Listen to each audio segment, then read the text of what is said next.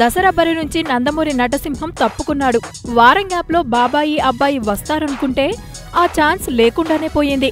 ఇప్పుడు ఈ అవకాశాన్ని గడ్డంలేని హీరో వాడుకుంటున్నాడని ఫిలిం నగర్లో లేటెస్ట్ న్యూస్ హడావిడి చేస్తోంది.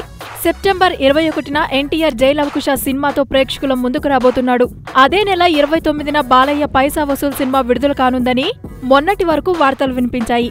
ఈ నందమూరి హీరోలు దసరాని టార్గెట్ చేయడంతో మహేష్ బాబు ఆలోచనలో పడ్డాడట. తమిళ దర్శకుడు మురుగదాస్ స్పైడర్ సినిమాని తెలుగు, తమిళ భాషల్లో ఒకేసారి విడుదల చేయాలని ప్లాన్ చేశాడు. అయితే నందమూరి హీరోల మధ్య మహేష్ ని దింపితే కలెక్షన్ల ప్రభావం చూపుతుందని నిన్నటి వరకు స్పైడర్ టీం విడుదల తేదీపై ఓ క్లారిటీకి రాలేకపోయింది. అయితే ఇప్పుడు బాలయ్యతో చేస్తున్న పైసా వసూల్ సినిమాని సెప్టెంబర్ 1న విడుదల చేస్తున్నట్లు దర్శకుడు పూరి ప్రకటించడంతో స్పైడర్ చిత్ర యూనిట్ టెన్షన్ ఫ్రీ అయిందట. ఇప్పటికే తమిళ రైట్స్ ని లైకా ప్రొడక్షన్స్ భారీ రేటుకు కొనేసింది. తెలుగులో కూడా దరిదాపు అన్ని ఏరియా హక్కులు అమ్ముడుపోయినట్లు ఫిలిం నగర్ లో చెప్పుకున్నారు. ఇక యూఎస్ లోనూ ఈసారి భారీ స్క్రీన్ల మీద తెలుగు, తమిళ భాషల్లో స్పైడర్ ని రిలీజ్ చేయబోతున్నారు. బాలీవుడ్ లో ఏఏ ఎంటర్టైన్మెంట్స్ ఈ సినిమా రైట్స్ ని భారీ మొత్తానికి కొనిందని టాక్. కర్ణాటక డీల్ కూడా పూర్తయిందని వినికిడి. అటు ఆడియో, శాటిలైట్ రైట్స్ కూడా అమ్ముడుపోయాయని వార్తలు వినిపిస్తున్నాయి.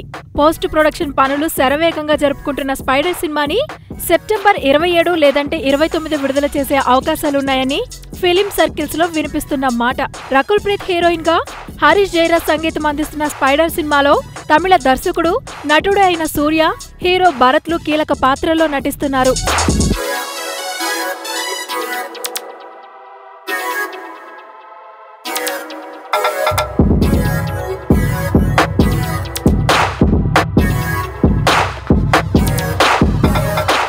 హాయ్ యూట్యూబర్స్, మరిన్ని మంచి వీడియోల కోసం సబ్స్క్రైబ్ చేయండి.